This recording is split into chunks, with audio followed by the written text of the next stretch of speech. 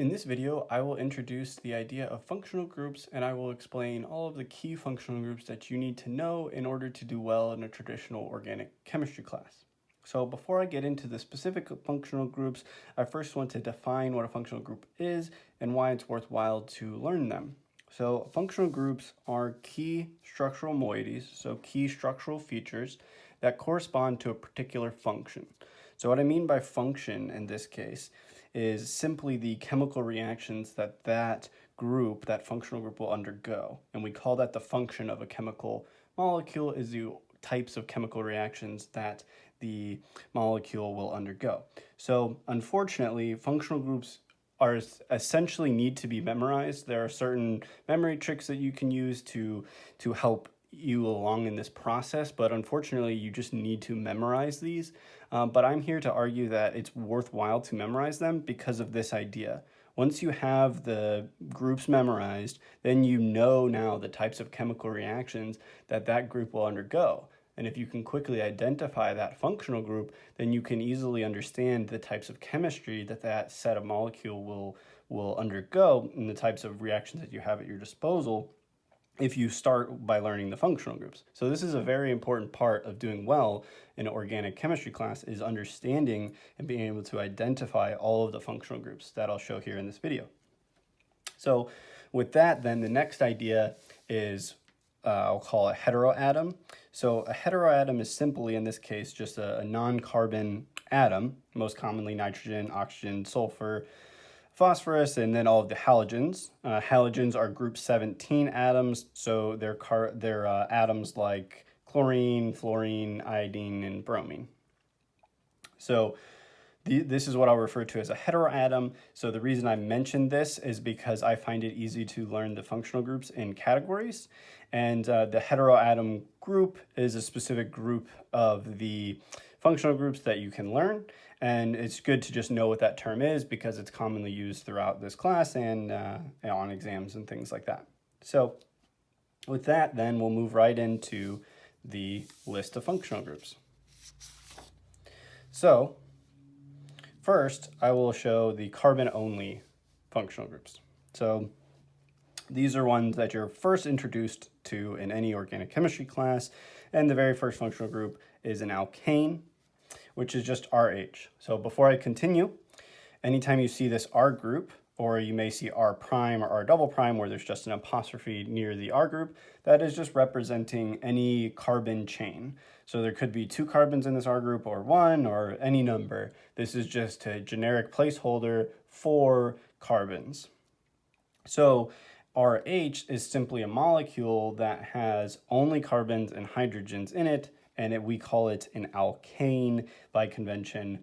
So basically, alkanes are the simplest type of organic molecule that you can have, and they're characterized by this RH, only hydrogens.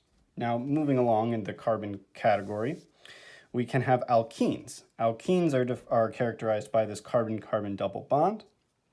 There is at least one carbon-carbon double bond in an alkene for it to be that. So this, if we were to label this, we would circle the carbon-carbon double bond and say that that is an alkene functional group. Now notice I have R groups and R prime, R double prime, R triple prime around the carbons. These R groups can be hydrogens as well, and this would still be an alkane, or alkene rather, or it can be groups of carbons. These are just generic placeholders for atoms that will be bound to these carbons. But the key part of an alkene is the carbon-carbon double bond. Then moving on, you have the alkyne, which is characterized by the carbon-carbon triple bond. And again, you have R and R prime. These can be the same carbon group. They could both be a 1 carbon like methyl group or whatever. But again, these are just placeholders. But the carbon-carbon triple bond is characterized by the alkyne. So notice the only difference between these functional group names is the A, E, and Y, and those simply refer to the types of bonds that you have in the molecule. If it's an alkane, it's all carbon-carbon single bonds and carbon-hydrogen single bonds. If you have an alkene, there's at least 1 carbon-carbon double bond, and an alkyne, at least 1 carbon-carbon triple bond. Okay, and then moving along, this is sometimes considered a functional group. Benzene is. This is a 6-membered cyclic compound that has alternating double bonds. So you may also see it represented like this, and I'll show it just for the clarity here. There's a circle there because, as we've seen in the previous videos, these double bonds can resonate. So this circle just represents that the double bonds can freely move about the cyclic structure. So sometimes you'll see this functional group called phenyl as well. That gets into naming. If you're going to name a benzene as a substituent, it is a phenyl group. So anyway, that's here. These may or may not be included in a typical functional group assessment. So moving along, we have our carbonyl groups. Carbonyl groups are those that have a carbonyl. So let's define a carbonyl.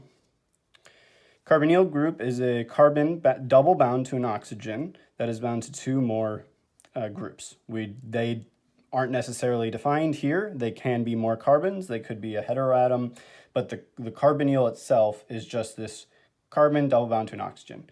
And it's important to know that this is not a functional group. A carbonyl is not a functional group. It's just this particular moiety of a carbon double bound to an oxygen that then has other things bound to this carbon here.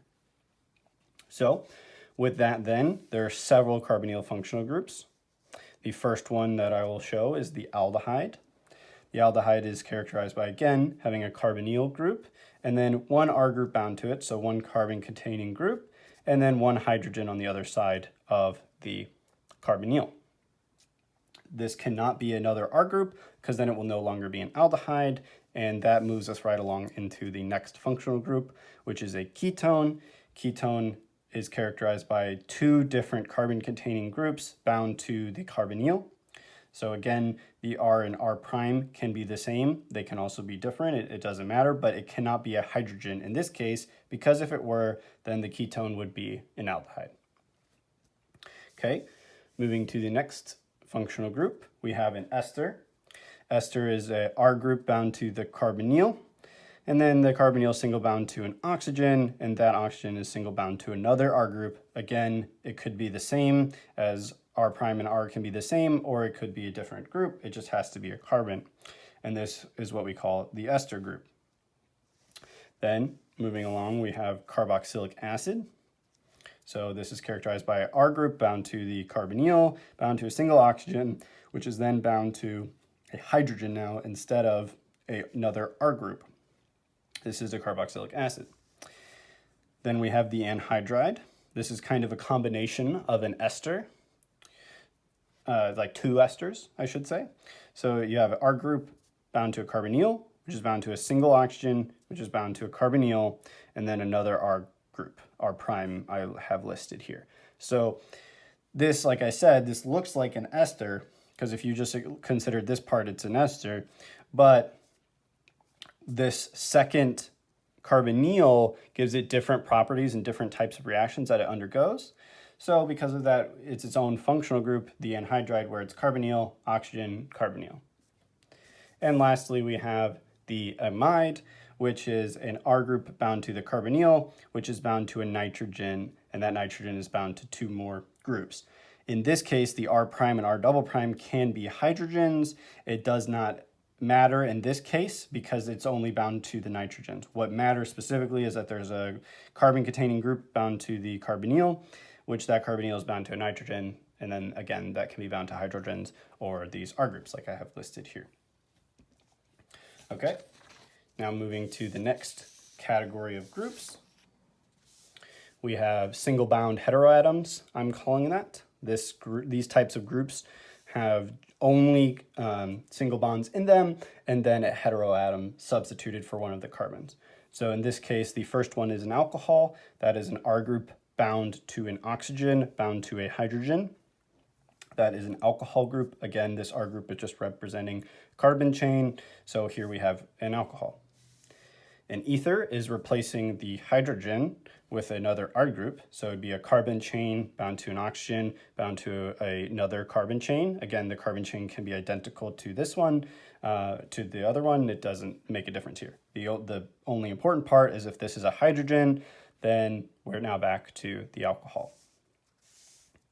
Okay, moving along, we have our thiol group. This is replacing one of the carbons with a sulfur. So notice how the thiol looks very similar to the alcohol. That is why the names are similar. The thi part here is referring to sulfur, and the ol is the alcohol type functional group. So again, thiol is just a sulfur alcohol. That's the easier way to remember it. So it's thiol is where the name comes from. And then next we have haloalkanes. Haloalkanes are characterized by an R carbon chain, R group bound to X, where X is a halogen. So this can be fluorine, chlorine, bromine, or iodine, and that will be the haloalkane. If it's a fluorine, if a fluorine is X, then it would be fluoroalkane. If it's a chlorine, it would be chloroalkane. If it's a Br, bromine, it would be bromoalkane, and so on. So moving on to the last group, we have an amine. Amine is characterized by these R groups bound to a nitrogen. Again, these R groups don't necessarily have to be carbon chains. Only one of them has to be a carbon chain. These two groups could be hydrogens, for example, and this is a carbon chain. That would still be an amine. If it's 3 hydrogens, then it's its own thing, and we don't really consider it in our functional group naming in this kind of idea here we have in this video, but it would be ammonia if it's NH3. But the point is, only one of these R groups needs to be a carbon chain to be considered an amine. And lastly, we have just the other category. I couldn't think of a spot to put this one. So this is the nitrile. It's the last functional group that we'll touch on today. This is characterized by a R group bound to a carbon that is triple bound to a nitrogen. So it's very similar to an alkyne. Remember that an alkyne is a carbon triple bound to another carbon. This is an alkyne.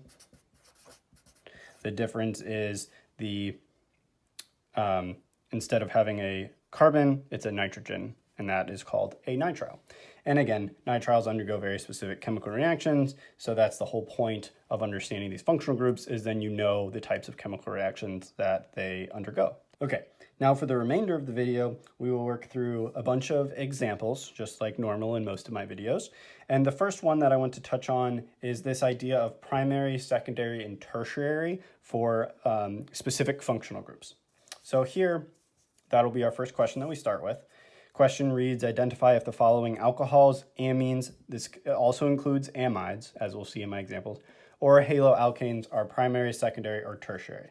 So I have 2 examples here, and there's many ways to go about doing this. It depends on the group, the functional group that you have for how you identify if it's primary, secondary, or tertiary. So if it's an alcohol, like we have here, this is an alcohol, then if it's primary, secondary, tertiary, it's the number of carbons that are bound to the carbon that is bound to the alcohol.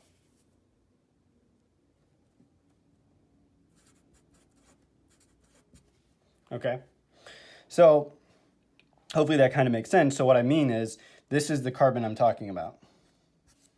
So if it's primary, secondary, or tertiary, it is determined by the number of carbons that are bound to this carbon. So this carbon is bound to the alcohol. So then we have to count the number of carbons that are off of it, that are bound to it, and that equals the order that it is, primary, secondary, tertiary. So here we have a carbon bound to 2 other carbons. So this would be a secondary alcohol.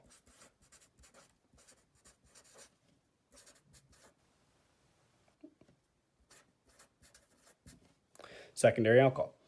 So hopefully that makes sense. If it's nitrogen, it's a little bit different. So if it's an amine, it's equal to the number of carbons bound to the nitrogen.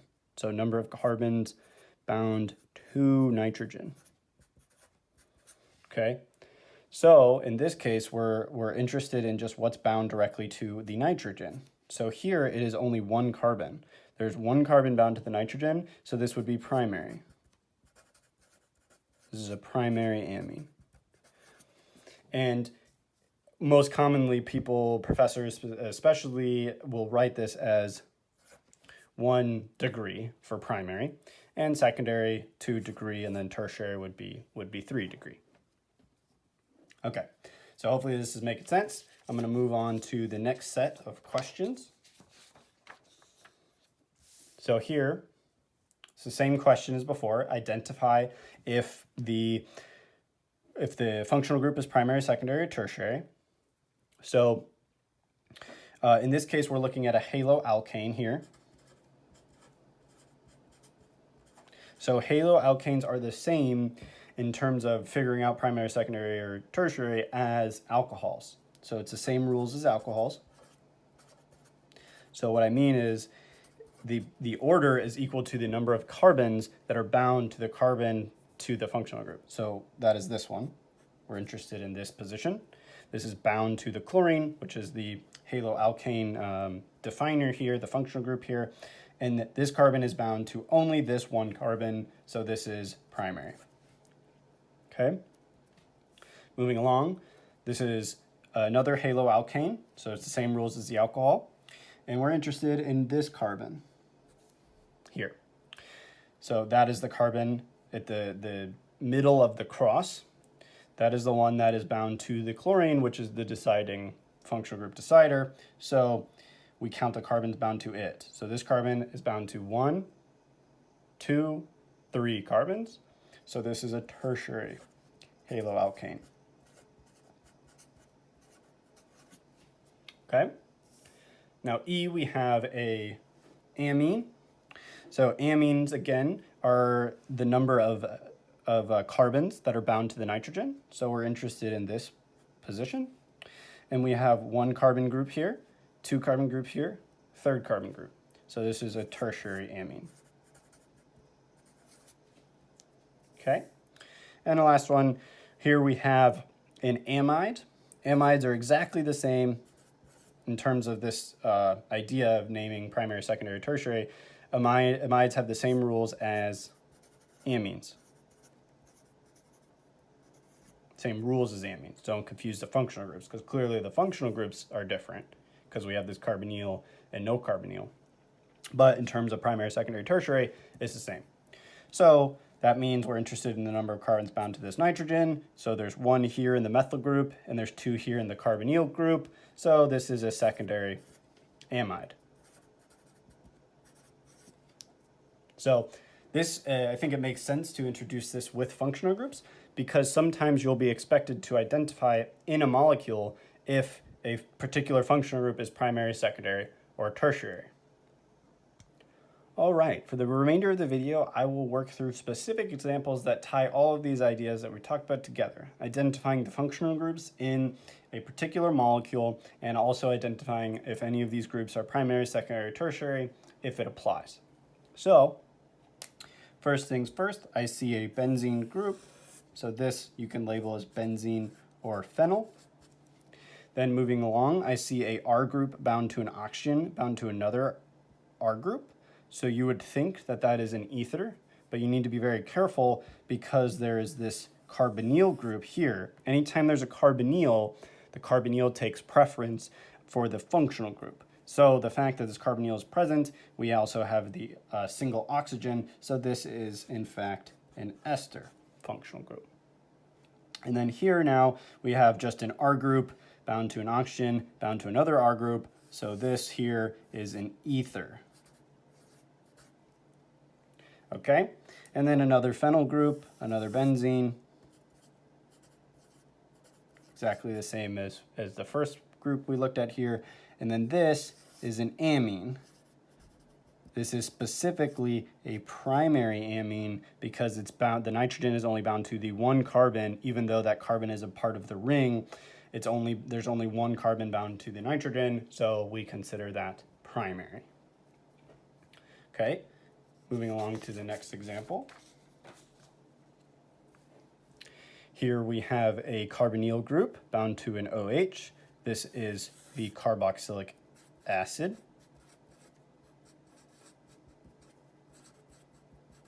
Okay, so let me show you this real quick. So just to put this together, if this is a carboxylic acid, Carboxylic acid looks like R, C, carbonyl, OH. So here we have OH, carbonyl, and then an R group. So that is the process here when you work through these. You'll have to get them memorized to do them quickly, but you want to work through this with your cheat sheet initially to understand what's going on. So then if we move along here, this is another ether because it's an R group bound to an oxygen, bound to another R group. This here is an amide because it is a carbonyl bound to the nitrogen. So now we can consider primary, secondary, tertiary for the amide. So it's bound to an R group, bound to the carbonyl other R groups. So this is secondary. Then we move right along. This is a thiol, the sulfur alcohol. So thiols, just like alcohols, can also be primary, secondary, or tertiary. So in this case, it would be secondary because it is this carbon that we're interested in. It's bound to one carbon, 2 carbons, so secondary. This spot here is a carbon bound twice, doubly bound to another carbon. That's an alkene. Okay, and then last we have an R group bound to a carbonyl, bound to another R group. That is a ketone. Okay, so hopefully this is making sense. I'll do one more example, and that will finish up the video. So here, it's very tempting in this first one to say we have a carbonyl, oxygen, and then another R group. So you would quickly say that that's an ester, but remember, anytime you have a carbonyl, single bound to an oxygen, bound to a carbonyl, that is specific and it's called an anhydride, not the ester. Okay, then moving on, we have a chlorine. So this is a haloalkane. Remember, haloalkanes can be primary, secondary, tertiary. So their rule is the same as alcohols. So we look at this carbon. This carbon is bound to 1, 2 carbons. So this is a secondary haloalkane. Then we move along and we have carbonyl again, bound to an R group, bound to an R group on the other side. That's a ketone. Then we have a carbon triple bound to a nitrogen. That's a nitrile. That's our other group. It doesn't really have a good fit. Then here we have another benzene. This is phenyl group or benzene, either is fine. And here we have a R group bound to a carbonyl, bound to a hydrogen. That is an aldehyde. Then we have an R group bound to an oxygen, bound to another R group. That's again an ether. And then lastly, we have a R group bound to a nitrogen. That is an amide, or amine, and it's primary in this case because the nitrogen is only bound to 1 carbon. So I know that these drawings get very messy and they're very confusing to first look at, but hopefully I did enough examples here and explain my thinking to hopefully make some sense for you guys. So if you like this video and you found it helpful, please leave a like and please subscribe to the channel for more content like this. And if you have any questions, please feel free to leave them in the comment section below. I will try to answer them as quickly as possible. If you have any topic ideas for future videos, again, please leave them in the comment section and I'll be happy to make a video on that topic. So with that, I hope you have a good day and I'll see you in the next video.